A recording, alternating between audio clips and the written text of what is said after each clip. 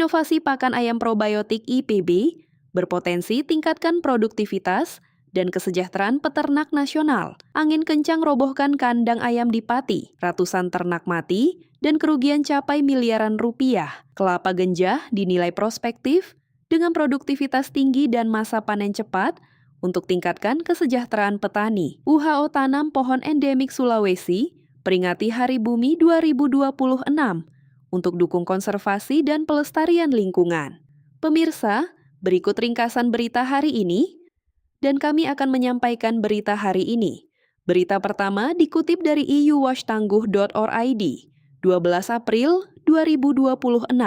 Inovasi pakan ayam berbasis probiotik hasil riset IPB University menjadi terobosan yang berpotensi meningkatkan produktivitas peternakan nasional. Teknologi ini dirancang untuk memperkuat sistem pencernaan ayam, meningkatkan efisiensi pakan, serta mempercepat pertumbuhan hingga menargetkan bobot 1 kilogram dalam waktu 30-40 hari. Menteri Pertanian Andi Amran Sulaiman menyatakan dukungannya terhadap inovasi ini dan berencana menyampaikannya kepada Presiden apabila terbukti efektif dan dapat diterapkan secara luas, sehingga diharapkan mampu meningkatkan kesejahteraan peternak serta memperkuat sektor peternakan Indonesia.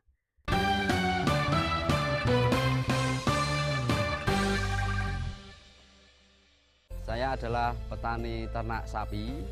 Saya sudah biasa menggunakan produk Eka Farma selama 6 tahun. Produk yang biasa saya gunakan adalah Dokoh.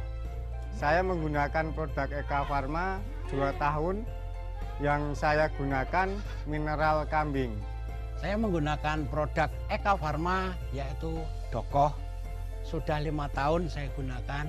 Produk Eka Farma memang cocok untuk Indonesia.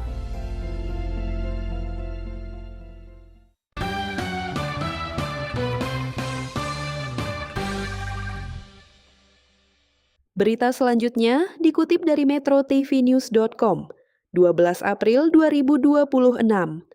Angin kencang menerjang kawasan peternakan ayam di Dukuh Poncomulyo, Desa Gadudero, Kecamatan Sukolilo, Kabupaten Pati, Jawa Tengah, hingga merobohkan 4 bangunan kandang. Peristiwa yang berlangsung singkat sekitar 5-10 detik ini menyebabkan warga panik dan berlarian menyelamatkan diri. Selain merusak kandang, ratusan ayam dilaporkan mati, dan kerugian ditaksir mencapai lebih dari 5 miliar rupiah. Tidak ada korban jiwa dalam kejadian tersebut, namun angin kencang juga merusak rumah warga, fasilitas umum, serta sempat menutup jalur Pati ke Kudus akibat pohon tumbang. Berita selanjutnya dikutip dari antaranews.com, 13 April 2026. Kelapa Genjah dinilai memiliki prospek yang cukup menjanjikan untuk dikembangkan sebagai komoditas perkebunan unggulan.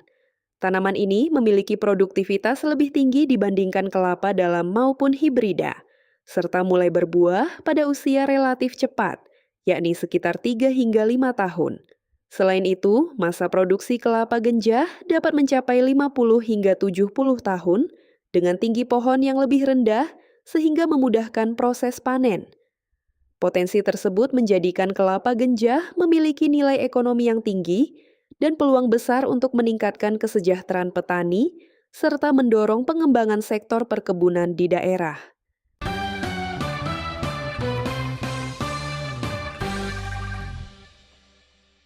Saya adalah petani ternak sapi. Saya sudah biasa menggunakan produk Eka Farma selama 6 tahun. Produk yang biasa saya gunakan adalah Dokoh. Saya menggunakan produk Eka Farma 2 tahun.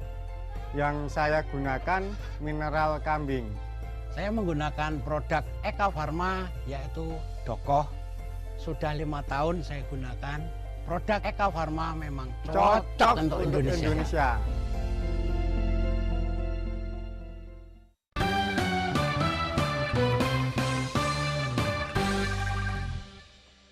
Berita terakhir dikutip dari radarkendari.id, 12 April 2026. Universitas Halu Oleo atau UHO menggelar aksi penanaman pohon endemik Sulawesi dalam rangka memperingati Hari Bumi 2026. sebagai upaya pelestarian lingkungan dan konservasi tumbuhan langka.